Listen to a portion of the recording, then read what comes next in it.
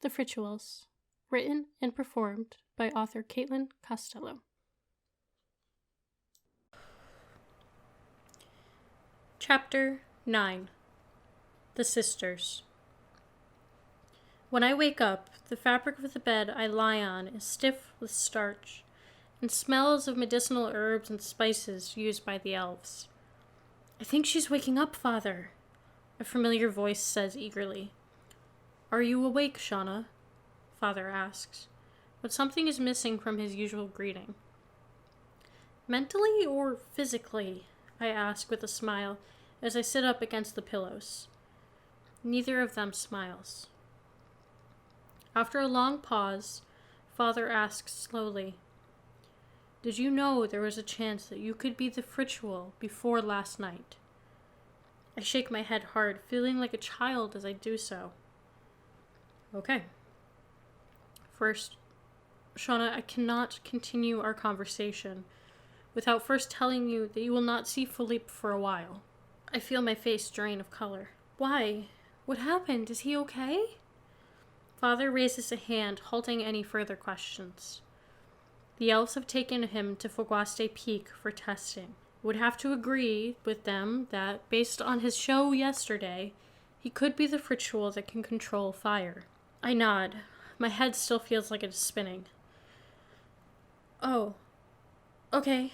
Can I have a glass of water or something to drink?" "Sure." He leaves me for a moment and returns with a cup of water. "So, do you have any idea what will happen next?" he asks. I shake my head. "I'm not sure, but I think the elves are going to try to train me. You saw what happened when I tried to do it on my own. I don't even know how it happened. It felt like every ounce of energy in my body fell away. Well then, who do we have to ask to find out what we do, oh mighty chosen one?" Tetra asks mockingly. "Me," Moraine says, stepping into the room. "Oh, great," Tetra mumbles under her breath, but after a look from Father, she says no more. "Your Majesty, how are you?" I ask politely. "Me? I should be the one asking you that. I wasn't the one who tried to cast spells without training. But I didn't mean to do that. It just happened. I don't even know how I did that," I say defensively. "So she will be trained?" Father asks, cutting in. "How will she be trained? Well, no one else can do this, right?" "It will be difficult. There are very few benders left after the wars, but we have information to give her. Before we can get to that, we have to finish the ceremony." She must have seen the surprise on my face. "Not to worry, Shauna. This portion isn't secret." She turns to my father and sister. "Jamie, Tetra, this is between the two of us. I will ask you to remain in the hallway. You can come back in when this is finished." "What are you going to do to my sister? She doesn't have to do anything she doesn't want to," Tetra says furiously. "Tay, please calm down." "Shauna is right. Tetra, you must calm down. You saw what happened at the first ceremony. Unless we complete it with this one, that will happen any time Shauna uses her powers, and that would put her in a lot of danger. This will help her body adapt to the changes happening to her," the Queen says. "Tay, I will still be the same person. Even if I act differently, I will always be your sister." Tetra shakes her head and leaves the room. "Tay!" She turns back, tears in the corners of her eyes. "I love you," I whisper. "I love you too," Tetra whispers and heads out of the room. My father nods to me and to Moraine before he leaves to try to comfort her. Tetra flies from the room. Her knuckles turn white as she clutches the fabric of her red dress. Who does she think she is? She lets her back thud against the wall, ignoring the dull pain that comes with it. She slides to the floor. The stone is cold beneath her fingers, but it isn't enough to cool the anger in her chest. Her father follows behind her, slowly closing the door behind him. "She's just trying to protect us," he says gently. "No," she says. "She's trying to take my sister away from us." Tetra runs a hand over her face, trying to keep her voice from shaking. "Father, why is this happening?" Teacher asks when he sits down beside her. First, Mother, now this queen is trying to force Shauna to leave us? Tay, you know Shauna isn't trying to shove you out. She doesn't think she's any better than you now. Teacher shrugs. Look at what happened yesterday. You had to stab someone to protect all of us. She is in a dangerous situation. The last thing she needs is her family fighting. Teacher looks down at her hands. She's my little sister. I had to protect her. What else was I supposed to do? I'm not sorry I did it. He sighs and pulls her close so she lies her head on his shoulder. She takes a deep, steadying breath. I know, my dear, and I wouldn't think of it any other way. You will still be my daughter. I will always be Shauna's father. You will still be her big sister. You make it sound like she's dead, Teacher says, pulling away from her father. I'm sorry. I don't mean to. It's just you saw what happened last night. I think the Queen is right in some regards. She doesn't want us to be used against Shauna, or us to be hurt because of her. If not for us, for me, she would be dead. She needs us. You may be right, but for now, this is what she needs us to do.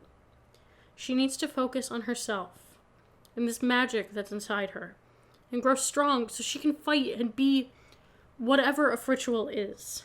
Teacher makes a sound that is a combination of a sigh and a growl. Shauna hadn't been faking those tears last night. Pushing her family away was the last thing she wanted to do. Teacher lets her head fall back on her father's shoulder. She needs us. She knows that she needs us, she says in quiet defiance. She does, he says quietly, and something in it makes Teacher look up at her father. He swallows a few times, his face flushed. He wouldn't look at her. But I think she also knows that this is something that we can't be with her for. We have to support her from afar.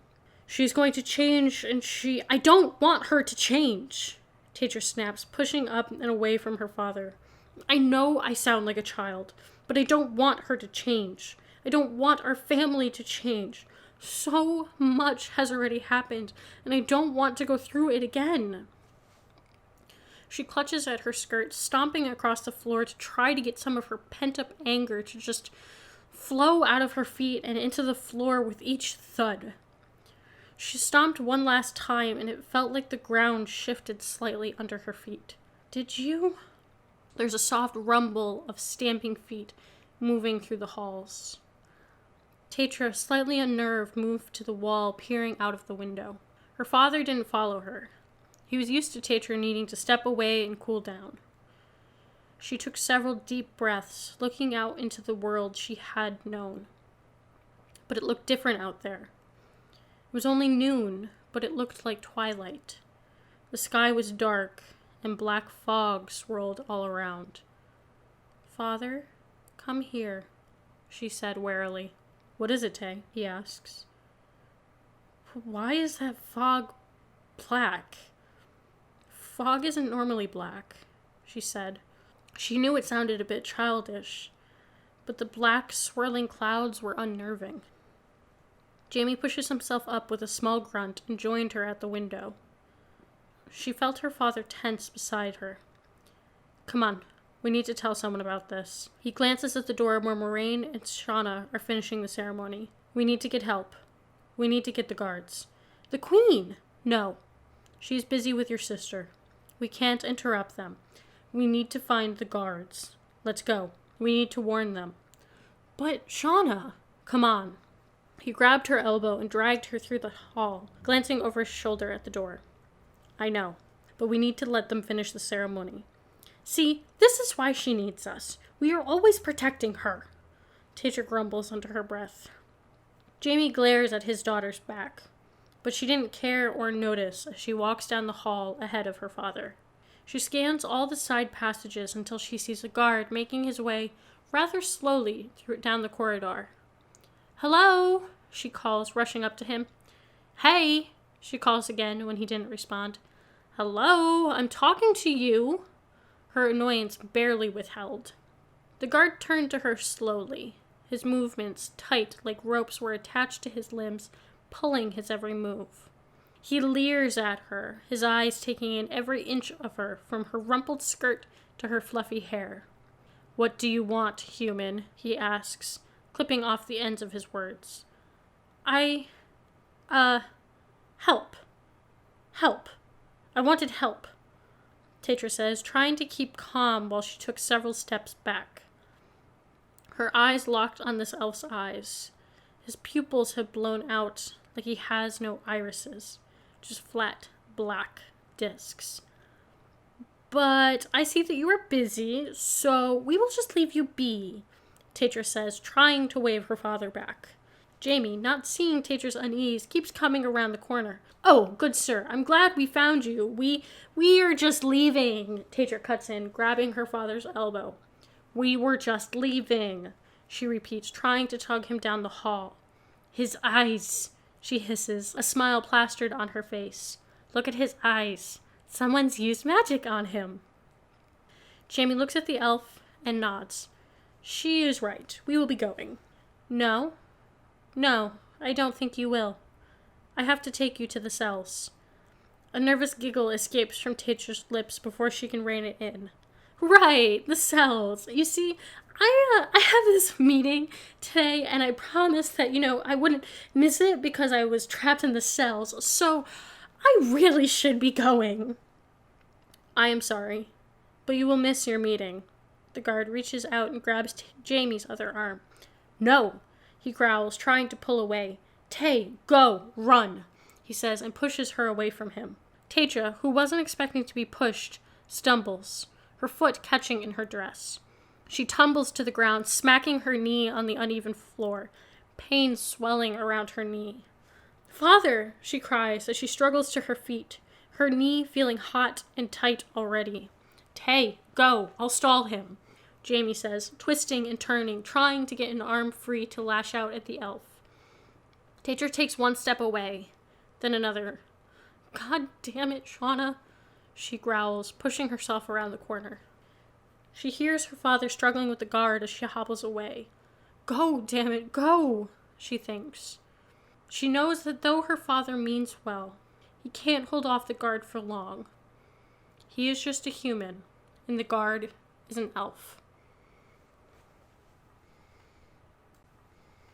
Hi everybody, this is Caitlin Costello, the author and narrator of The Frituals. If you've enjoyed this podcast so far, please leave a review or a rating where you listened. It really helps to get the podcast in front of more people. If you can't possibly wait for another episode of The Frituals, fear not, because the full audiobook is now available. A slew of stores, including Google Play, Apple, HiBooks, Scribd, Chirp, Kobo, Walmart, audiobooks.com, and Nook Audiobooks, and it's being added to more stores every single day. It's also available at your local library, so if you request it from your library, they should be able to get it into their system fairly quickly. Thank you so much for listening, and I'll see you next week. This has been a production of The Frituals, written and performed by Caitlin Costello. Text copyright 2018 to Caitlin Costello. Production copyright 2020 Caitlin Costello.